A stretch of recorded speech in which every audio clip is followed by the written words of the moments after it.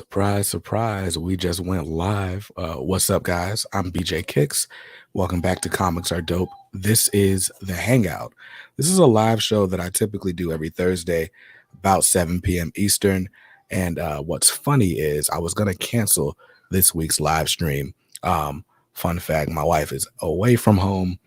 My kids are downstairs. There's like no babysitter. So I got my door open. If you hear a baby in the background, yeah, that's just what I got to do. Got to keep an ear out just to make sure, they're not wreaking havoc on the downstairs. So this is going to be an abridged, a truncated hangout. Because like I said, I wasn't going to go live at all. But I really, really wanted to test out this new microphone. And I read some comics, so I figured we had some stuff to talk about. So yeah, I'd already told the guys in the Discord, yeah, it's going to be canceled this week. And then I just decided to go live on a whim right after that. So we put some of these books back. Yeah, I read a few comics this week, and that's really all I've got to talk about. I have to remember, by the way, let me know how this sounds. I have to remember this is a dynamic mic, and so if I point my mouth away from the mic, it should get a lot quieter, which means I got to be really careful about making sure I'm talking to the microphone. Good. Thank you. I'm glad to hear it. Have we been uncanceled? Yes, the hangout has been uncanceled. Yes. So real quick before we get into any particulars, huge thank you to the channel family. All of the I don't know, where are we at this point? I think everybody's got a Robin symbol. Well, at least the longest tenured channel family members. But we got some newbies. We got some jokers in the house as well. Thanks to the channel family for helping to keep the lights on around here. And then a huge thanks to Organic Price Books for being the best place to go for collected editions. If you are trying to order one of these like super heavily sought after titles that's coming out this coming up New Comic Book Day next week, I suggest you go ahead and get on it. Batman and Robin, the 2022 omnibus reprint, or 2023 edition, I believe now, is getting low on stock. So go ahead and place that order. Ultimate Spider-Man comes out next week, Volume 2.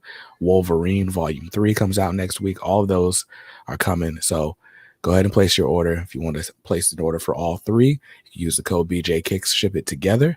Or just place an order for one or two books. You'll save $2 with the code BJKicks at checkout, and that will help the channel. So, yeah, man, thanks to Organic Price Books for sponsoring this and every episode of The Hangout. Let's get to your comments. Marcelo says, hello, good people. Hello, Marcelo. How you doing, man? Yeah, so like I said, I wasn't going to do this stream, but I decided to go ahead and do it. And because I don't know how long we're going to be able to go, I'm going to go ahead and start off with some comic book reviews. Let's go ahead and start with the review of the week, or reviews of the week at this point. And what's up, Mentor Prizes? Mentor Prizes is here. Bunkmaster B's here. Marcelo's here. So we're going to talk about some reviews. I'm going to grab these books in the order that I read them. I haven't read all of my books just yet. I mean, New Comic Book Day was just yesterday. But I read quite a few. And I read a book from last week. So you guys were asking me if I read this book last week. This is Mosley, issue number 1. It wasn't on my radar. I didn't pick it up last week, but I did go back and pick it up this weekend. I think I picked it up Tuesday, actually. And what is this guy is not a fan of technology. He feels like technology's taking over the world. So he basically by the end of this issue gets gifted this magic hammer somehow. And we don't know how yet. And he's on a one-man crusade against the robots. It was cool. I think a lot of people in my circles sort of hyped it up.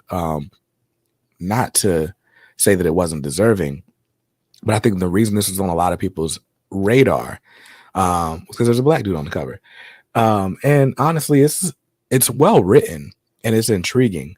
It's a little bit more sci-fi than I like to get into, but it had an interesting hook, and I'll be down for issue 2. So that's Mosley. It's basically like the part that I'm like kind of iffy on is like, what in the world happened? Like, this dude like volunteers to be some sort of experiment for the robots, and then like they just somehow like just take over the world. And so I wonder if he feels responsible for like this scourge of technology. I feel like I'm like halfway spoiling everything that you read in this issue, but this issue asks more questions than it answers, as any good issue number 1 should. So I think it was a good first issue, and I think it's going to be a good story.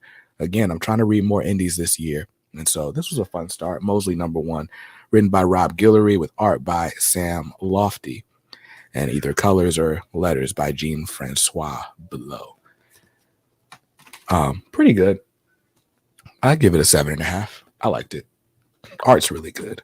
And then I think, was that the only indie? That's the only indie I've read so far. Noah finally copped the Ven Omnibus. Word. That's what's up, man.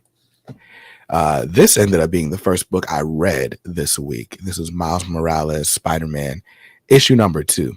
And I told you guys, first of all, I got the classic homage variant, because every time they homage Todd McFarlane's Spider-Man number 1, it makes its way into my collection. So I really like this cover. It's probably my favorite cover this week, even though we've seen it a million times before. Anyway, so this one, I told you I was into this series mostly because of the art. The story wasn't bad. I just feel like sort of the story of Miles Morales is like, I don't know, like the plight of Miles Morales is it doesn't feel like he fits into the 616 universe all the time. And I think a part of that is because they won't age Peter up, or they won't allow Peter to enjoy his age. Like, I feel like if Peter was married to Mary Jane and was going through like, he was a high school teacher again or something like that, then that gives like Miles his own lane to shine in as like the young kind of upstart, trying to figure it out hero. Anyway, in this book, Miles is still the young upstart trying to figure it out hero. This has him paired up with Misty Knight. They're basically both investigating the same villain, Scorpion, trying to figure out just what's going on, why Scorpion got such a level up. And in the meantime, that same villain from issue number 1, there's, like I said, there's somebody who's teasing that they know who Miles is. And so that person kind of strikes again in this issue. And all in all, it was really good. I really enjoyed the aspect I enjoyed about this most was kind of Miles dealing with trying to balance like being a superhero, being a son, being a student, and being a friend. And we're seeing how that strain is on him in several different ways. I think this is a very well done issue. There's only one instance in this book where I was like, okay, that's like semi cringy. And I feel like some people online are going to have a field day with this round of dialogue between Miles and Misty Knight. But all in all, a great issue. And once again, the art by Federico Vincentini was absolutely stunning. Like just awesome art by Federico Vincentini. So I'd give this one, I haven't read everything yet, but this might be like a strong 8.5, 9 candidate. It's a very good showing for Miles Morales. We'll see how this first story arc wraps up as time goes on. Nick's here. What's up, Nick? What's up? You always got to have the Todd. Always got to be the Todd cover. You just have to. Yeah. You can't beat the Todd homage. So keeping it within Marvel and street level type heroes. Next up, I read Daredevil issue number 7. And like I said in the preview, are you late, Drew? Technically, no. Technically, I was late. Because we weren't even going to do this. I was going to cancel it. Then I was like, I didn't post the message to say that it was canceled.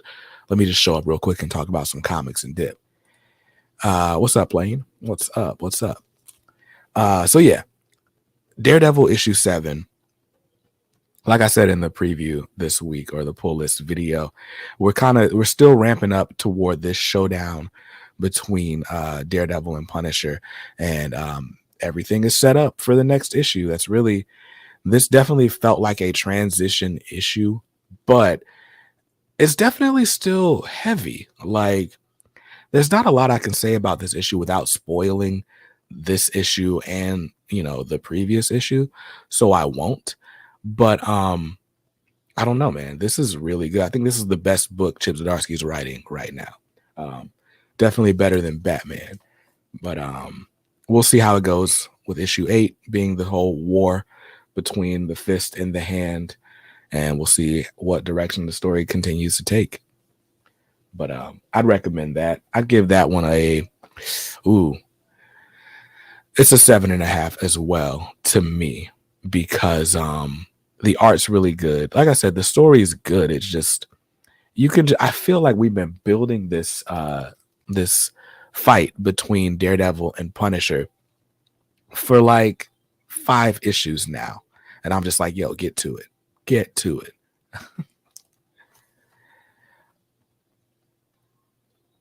Daredevil by Zdarsky is arguably just as good as Nightwing by Tom Taylor, in my opinion. Yeah, I think the Daredevil book has such a serious tone that it doesn't get like the same excitement around it as Nightwing does, but it's definitely just as well written.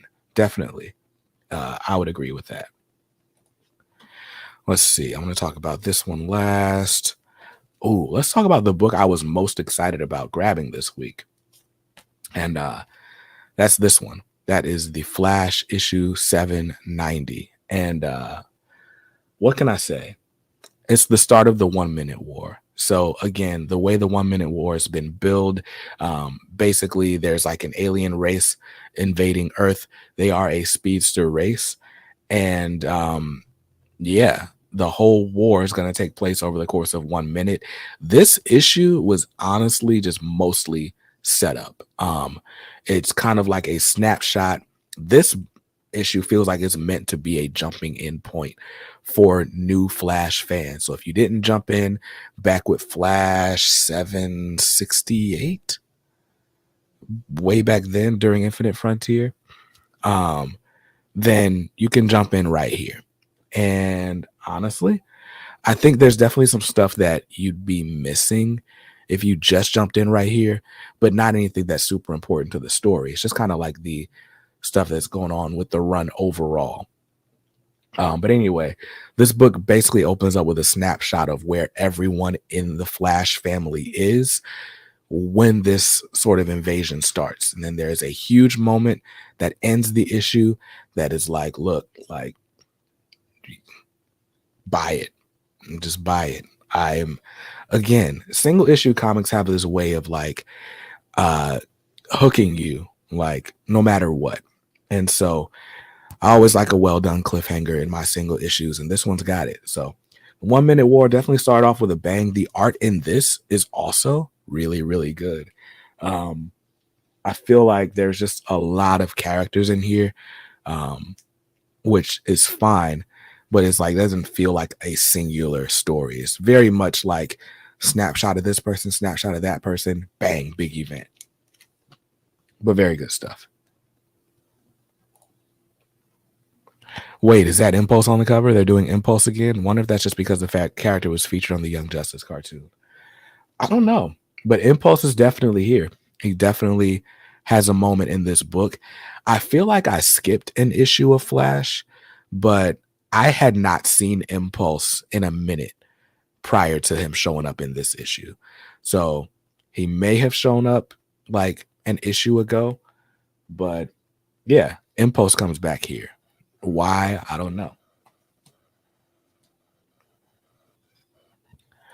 Rupert, what's up, Rupert? Wouldn't let me chat. Oh, my bad, man. I said my bad. It's not my fault, but I'm sorry for you, man. All right. What else did I read this week? I have not read The Lazarus Planet just yet. So I'm going to read that probably when I get done with this stream. But we're going to talk about these two John Ridley comic books. And this might end up being pulled as an excerpt on the channel. But Yeah, man, we got to talk about John Ridley, the way he's ending these two titles. And I'm going to start with the book that's been ongoing the longest. This is I Am Batman.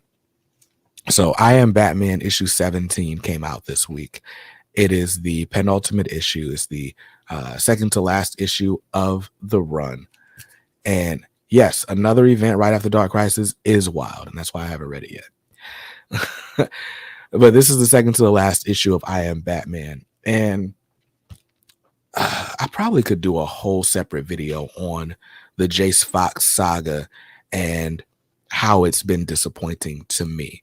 I feel like I did this topic before, but Jace Fox saga starts off with Future State Batman.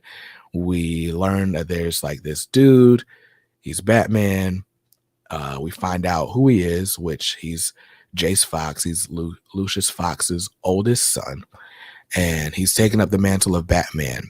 And that's kind of all we figure out in that series. Then we get the next Batman Second Son. And in the next Batman Second Son is kind of just a continuation of the Future State Batman, but we get more information about this character, this Jace Fox. Who is he? Who's important to him? Why is he trying to be Batman? And we learn that Jace has this secret, and this secret that he has is kind of driving him to want to right a bunch of wrongs from the past. And he's doing that by being this vigilante. Cool. That series was kind of like a big nothing burger to me. And then we get into I Am Batman. And I feel like there was something in between those. Oh, no. Because next Batman Second Son goes to I Am Batman issue 0, which then leads to I Am Batman issue 1. And it just feels like, honestly, it could have all been the one series. It really could have. But by the time we get to I Am Batman, we get to him just kind of like stumbling across a bat suit and deciding to operate. And toward the beginning of I Am Batman, oh, that's what it was. They had the fear state. The fear state happened in the middle of all this, and that kind of muddied the waters a bit. But yeah, so the long story short, with the Jace Fox saga, there's two arcs that we're following. There is Jace and his sort of personal journey for redemption and trying to right his wrongs by taking up this mantle of Batman. But then there's also the Fox family. If we go back to the Joker War, during the Joker War, Lucius Fox basically got like poisoned by Punchline, and he went crazy. It was this whole big thing, right? And so the Fox family has to like just kind of take some time to regroup. And spoilers for the Joker War, which is like 2 years old at this point. And because of like some weird, like basically Bruce Wayne's money got stolen, all of a sudden the Fox family are the richest family in Gotham. And so this series is like this weird, like sort of amalgamation of like, what would happen if it was like the Jeffersons in 2023 or something? And it's not really the Jeffersons, because the Fox family was always affluent, but now they're just like way more so. Because Lucius Fox basically controls all Bruce Wayne's billions. And then, so anyway, there's this whole Fox family drama because Jace knows who his dad is. He knows his dad has worked for Batman. Lucius knows that Jace is this new Batman. And their sister, Jace's sister, like got messed up. I don't know if that happened like in continuity somewhere, if they just retconned it into here, but we start off the story and Jace's sister's in the hospital, presumably because of something that Jace did or didn't do. I don't know. The point is, everybody hates Jace. Everybody hates Tim Fox, and he hates himself. And So you're supposed to be getting this personal redemption story through him fighting as Batman, and you're also supposed to be getting them, the Fox family, sorting out their family drama. And I Am Batman will end with issue 18. This is issue 17. So 18 issues of I Am Batman plus a 0 issue. So that's 19 issues. Then we had 4 issues in the next Batman Second Son. So that's 23 issues. Then we had 4 issues of Future State, The Next Batman. Where we at? 27, 28 issues. Yo, this is 3 years worth of storytelling. And all I really have to say is we haven't gotten anywhere with this book. We just, like,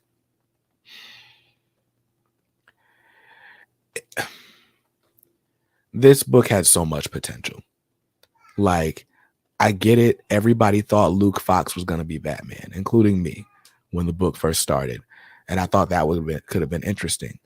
But if we're going to have Batwing and this new Batman in the same family and another vigilante in the same family, and Lucius Fox is the head of that family, I just would have expected more, like, that they kind of flesh out their relationships with each other.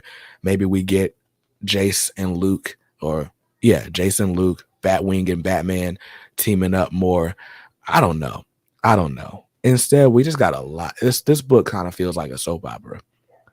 All that to say, I feel like John Ridley's got this habit between this book and Black Panther, which is the next book we'll talk about.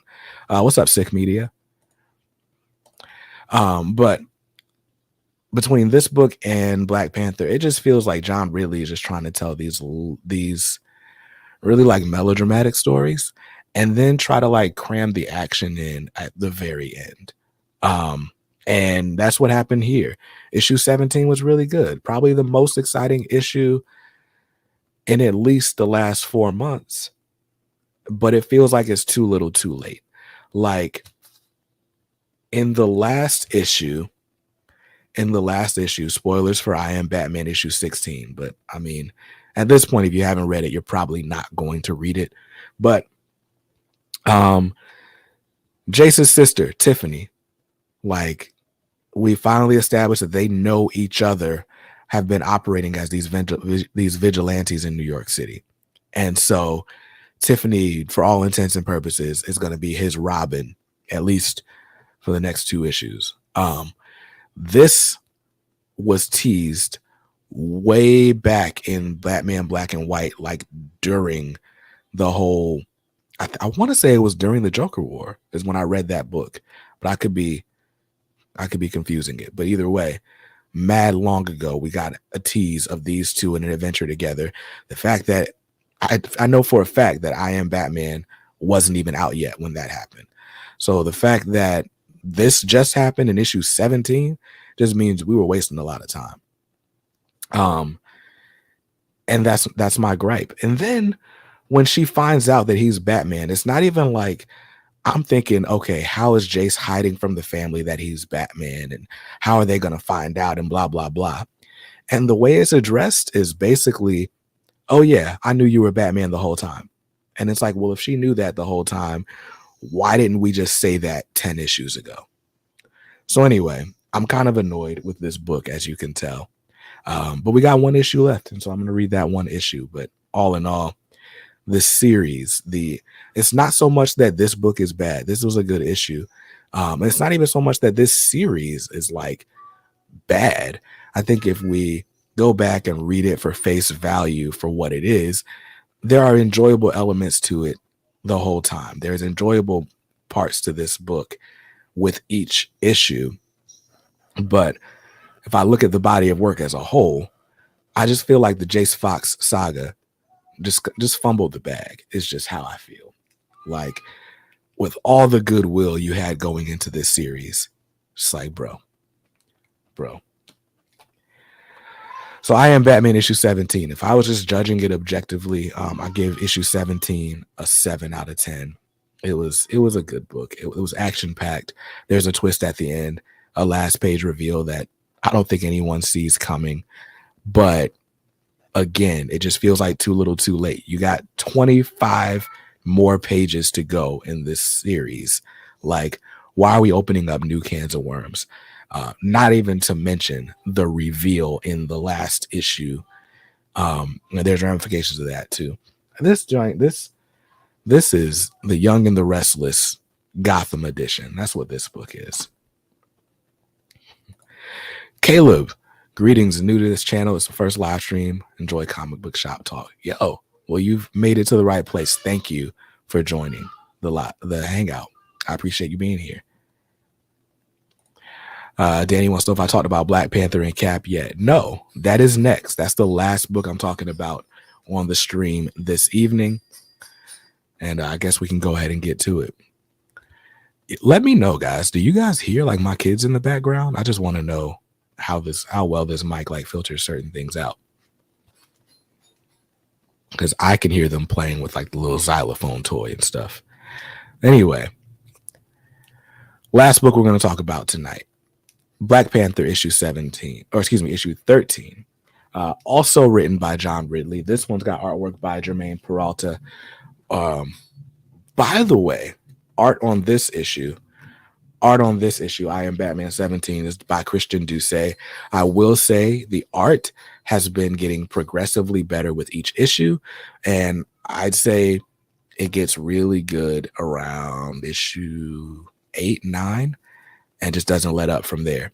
This book kind of bounced around between artists, but once they found Christian Doucet, this book really finds its footing. So it'll be good to look at, if nothing else.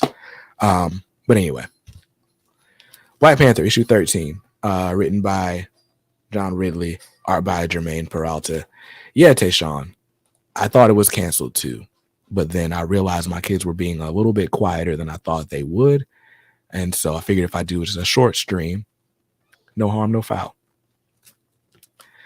But anyway, Black Panther issue 13. John Ridley is leaving Black Panther after issue 15. So, but including this issue, there are 3 issues left to conclude the story that John Ridley is trying to tell. And listen, I've been critical of this run prior to now, right? This run very much feels like everybody hates T'Challa.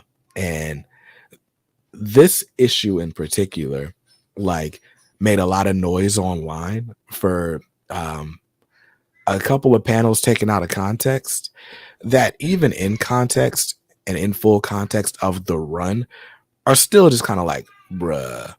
But in context of just this issue, they made sense. And some stuff was just like, bro, what?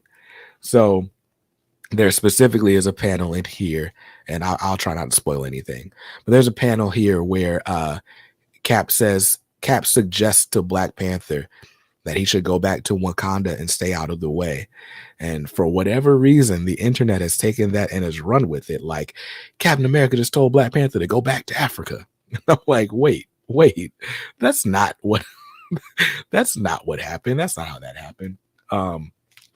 And then there are also some panels just kind of floating around of Black Panther getting the snot beat out of him by Captain America. Which, I mean, this wouldn't be the first time Captain America and Black Panther have fought. But yeah, just that single page floating around definitely makes this look worse than it was. All that said, though, Black Panther by John Ridley has been a journey, I guess. Very much one of those let's deconstruct the character runs. And my issue with the John Ridley Black Panther run is not so much the deconstruction. Did Cap just tell T'Challa to shut up and dribble? That is great. Nah, it didn't happen. My issue with it is not so much the deconstruction. Like, cool, T'Challa's been like worn down before. My issue with it is the self-loathing. Like, there are so many points in this series where T'Challa is just like super down on himself. Like, I don't deserve to be king. I cannot rule Wakanda. Everyone hates me. I'm a traitor, right? And this run is basically like T'Challa made a decision at one point in the past that came back to bite him. or has come back to bite him. It has been biting him for now 13 issues. And yeah, man. Um Out of everything that John Ridley has written, I'm just like, I'm not here. I'm not really feeling this one. This Black Panther run. Um I loved John Ridley on the other history of the DC universe. Thought that was great.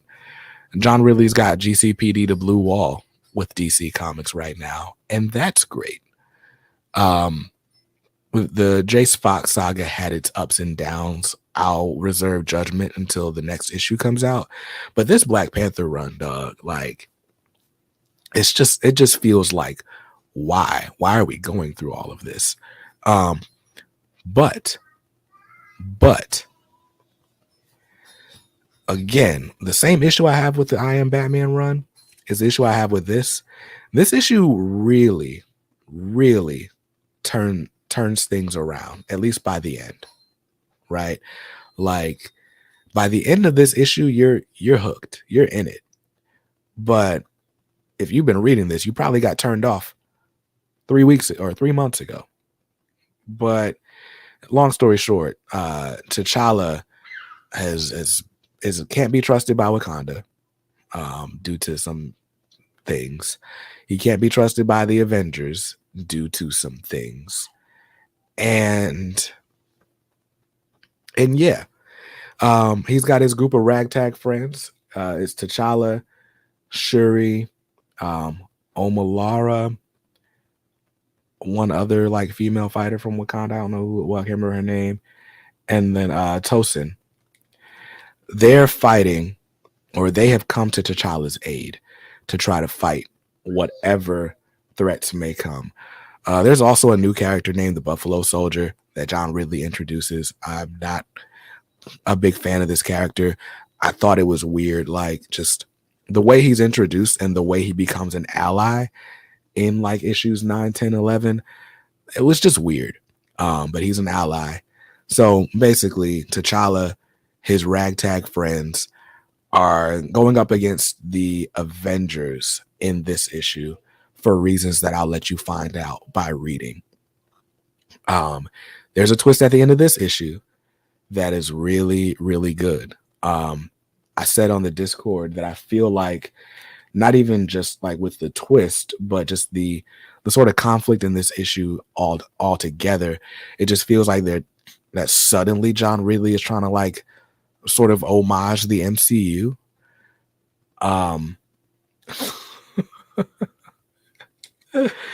Yeah, that's funny, Buckmaster B. But yeah, there's a twist at the end of this issue that's like, okay, all right, I'm here for the showdown. I'm here for the finale. Give me these last 2 issues. I'm excited about them. But yeah, this is another run that just feels like we wasted time. We could have been feeling like the way I feel about the end of this issue, we could have been getting that feeling the whole time. But instead, we got like depressed, self-loathing, I hate myself, T'Challa. And why? And I think it's particularly bad timing because Wakanda Forever just came out, and Wakanda Forever is basically a 3-hour funeral. So like the greater consciousness is just like, dog, can we get a nice triumphant Black Panther? And that's why Black Panther Unconquered by Brian Edward Hill felt so good. But hey, is what it is. I'm ready for this Black Panther run to end, and I'm ready to get to whatever is next. The other part that's disappointing really is, again, on the macro level, I try to give this run the benefit of the doubt. And I was just like, okay, well, you know what? The Black Panther, like, even if we don't like what's going on with this run, we just got this whole Wakanda anthology series going. There might be other spin-offs, and there's new characters being introduced. So maybe all hope's not lost. Maybe this series is about to get exciting. And then all of a sudden, oh, John Ridley's leaving after issue 15. So then it's like, okay, well, so then we did just go through all this for no reason then. And that's how this feels. Issue 7 or issue 13 in and of itself, I actually gave an 8. It was actually a pretty good issue. I'm not a big fan of German Peralta's art. Um, I wish the art in this issue was maybe more like what you get in I Am Batman, maybe a little bit more fleshed out. This is kind of looks like sort of watercolor painted at points, not crazy detailed. Let me see if I can like show an example. And I kind of want to talk about the oh, you know what? I'm tripping. This art isn't terrible. It's the coloring that I'm like, it doesn't really sit crazy well with me. But this art is fine. It's serviceable. It's fine. Doesn't take away from the story, I guess is my point. But I don't get Buffalo Soldier. I don't get why he's a thing. So all right. Just in case you don't want to hear like any, I don't even know if this is a spoiler because it's been floating around so much. Like I said, there are panels floating around the internet. And you can find them if you just like, I don't know, scroll on Twitter for 5 seconds. There is a moment. What's up? What's up, Joe? What's up, Kev? But there's a moment in this issue where, and it's been building for like 3 issues, but T'Challa and Captain America, Steve Rogers, have been like just butting heads throughout this whole series. And the more we find out about T'Challa's indiscretions, the more Cap is just kind of being like a self-righteous jerk. Like it definitely feels like MCU Civil War kind of all over again. And in this issue, they finally come to blows, if you want to call it that, because Cap just like beats the snot out of T'Challa. Like, just what? And the way they turn it around is as if Cap was like trying to, this is like some sort of a mercy beating for T'Challa. Like, I don't know, dog. Like, the way they wrap it up, it makes it sound like Cap was on some, I don't want to do this. I don't want to fight you. Like, just stay down because I just hit you this one time just to let you know that I'm serious and you should stay down. That's the way they play it. But like, if you're looking at the panels, he is like just beating the dog crap out of T'Challa. And it's just like, yo, like, so I certainly understand the discourse around this issue because, again, for 12 issues now, we've been getting self-loathing T'Challa. And now Cap is also just like not only just emotionally beating T'Challa up, but just physically, like just I honestly want to show you the pages. That's how bad it is, but whatever. The way the issue wraps up, I'm excited about. So I still gave it an 8, even with all that. But yeah, it was pretty cringe. Kicks, what omnibus have you been reading lately? I haven't been reading omnis lately. There's some back issues I have been working through. I'm trying to remember what it was. Oh, it's not really omnibus. So I have been just trying to read as many like short stories as I can. So I just jumped into Superman's Secret Identity. Last week I read Superman for All Seasons. So I'm on a Superman kick right now.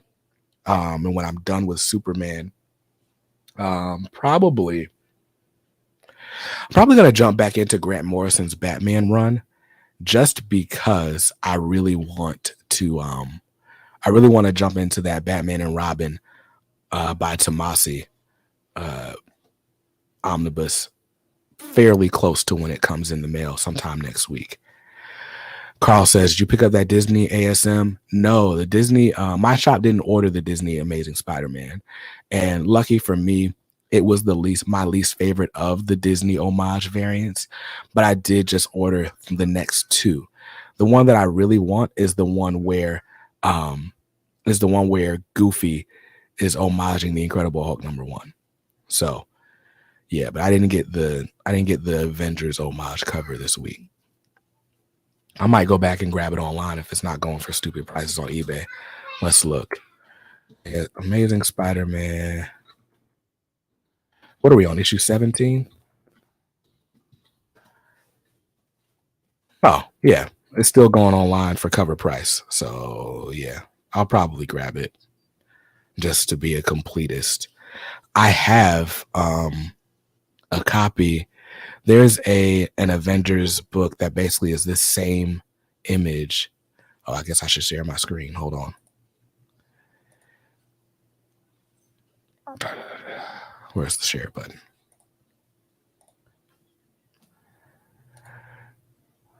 Somebody remind me to just buy a second monitor. But anyway, there's also a cover to this that's done by Bruce Timm, and I have that one. But very cool. I like this. My beef with these is that for whatever reason, they're doing all of these Avengers or these Disney 100th anniversary variants.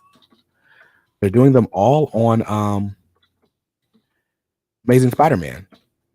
Even if like the issue isn't a Spider-Man issue. So like, here we go. Invincible Iron Man, but this is on Amazing Spider-Man 27. Like all of the books that they're homaging, or most of them, have ongoing series out. Okay, that's dope. The Infinity Gauntlet with Pete as Thanos and Pluto as Silver Surfer. That's one I gotta grab. I even like this new Avengers homage. Donald Duck as Spider-Man. Okay. So that's just a few more of these Disney homage covers.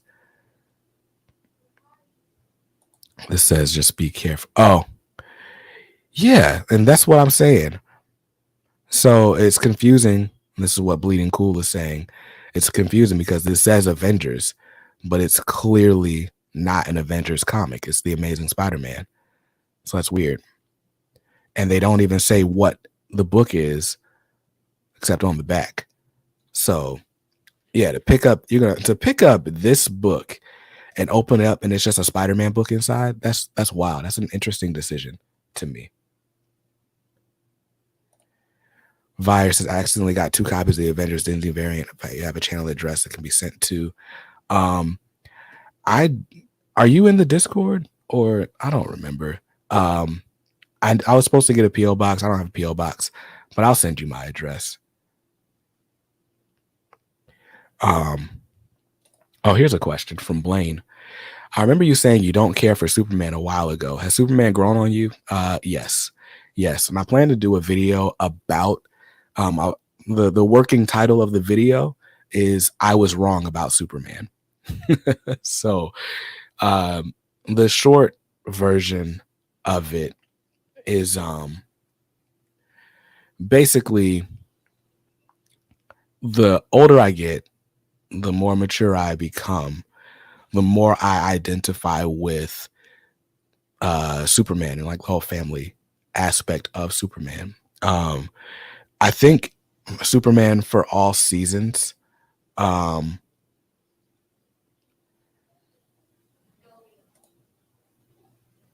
Tayshawn says, because you mentioned Bruce Timm, he did a Kirby homage Avengers book, Avengers 1.5, and it's amazing. Grabbed a copy last year.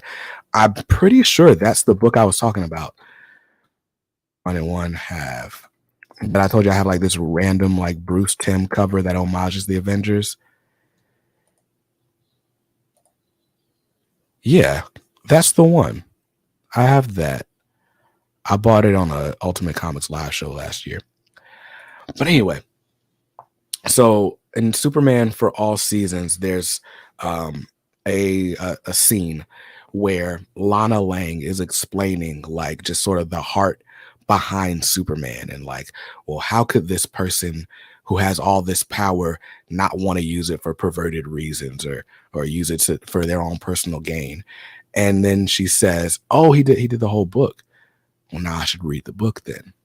I actually know which short box it's in, so it's got more going for it than some other books in my collection.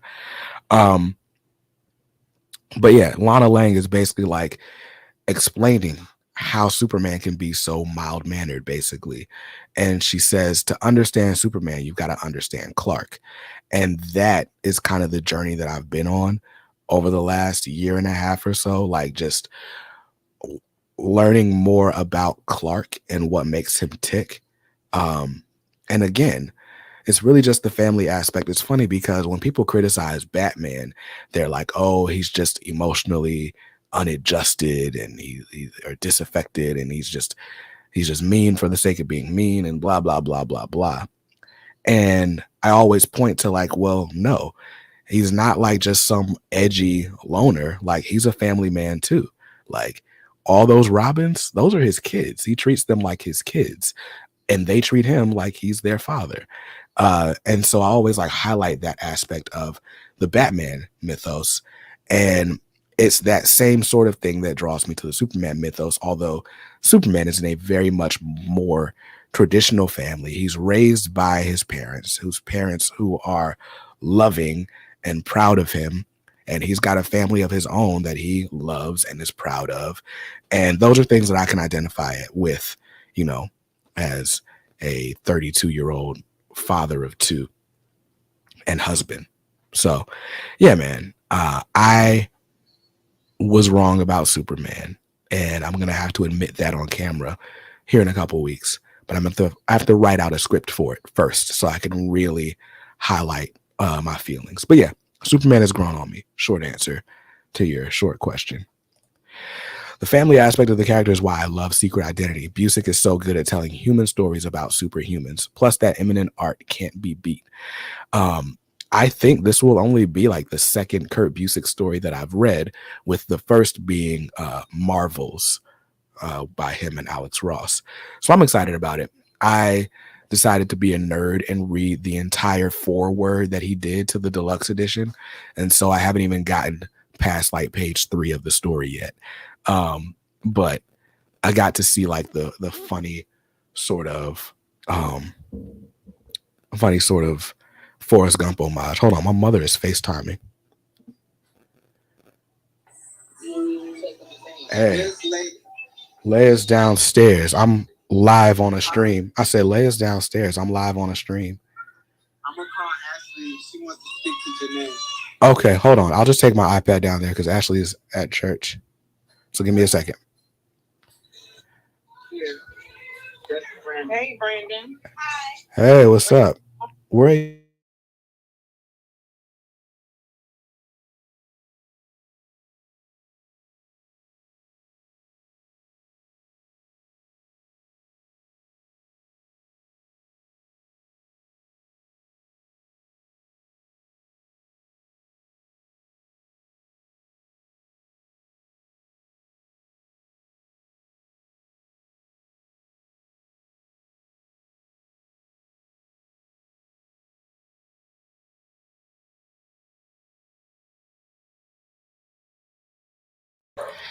My bad, guys.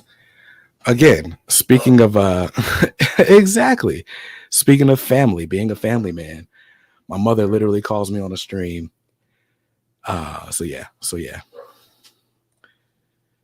Deflex one. Nobody home. Now I'm home. I'm home.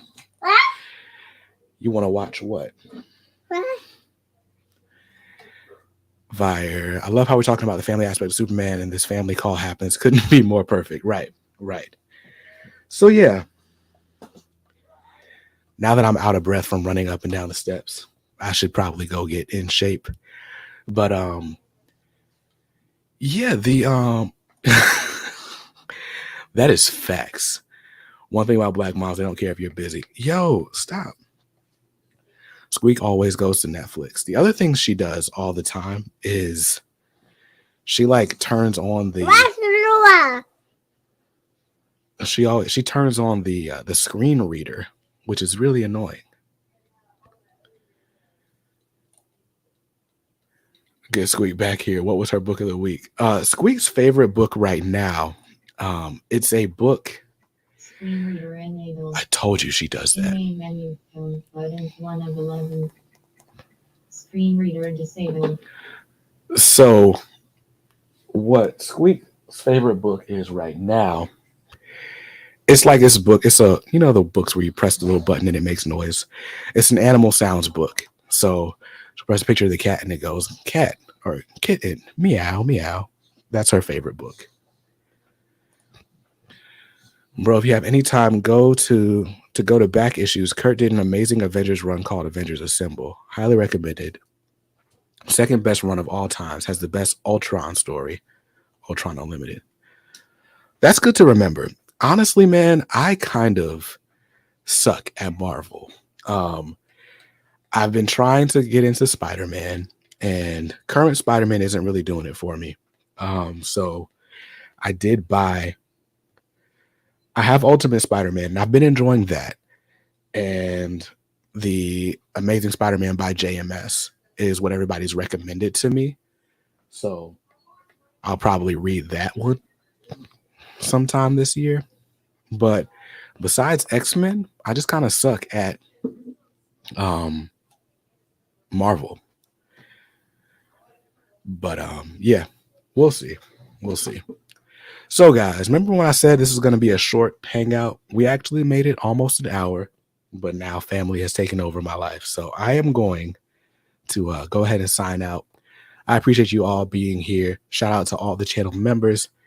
Let's spotlight everybody I can see real quick. Tayshawn, Vire, Bunkmaster B, Menterprises stopped through. Rupert stopped through. And I think that's everyone that I see who's got a little badge. Did I pick up the House of M Omnibus? No, I didn't pick that one up. See, that's why I put a profile lock on my profile, because you pressing buttons. No, I didn't pick up House of M. I'm probably gonna try to, but I gotta move funds around and stuff. I'm not made of money. But look, appreciate you all being here. Until next time, hopefully you enjoyed my comic book reviews. Hopefully you read something really good. If you don't read anything else, my recommends this week, Miles Morales Spider-Man #2 was really good. So if you didn't read #1, go back and get that. Flash 790, you don't need to read anything else to jump into it.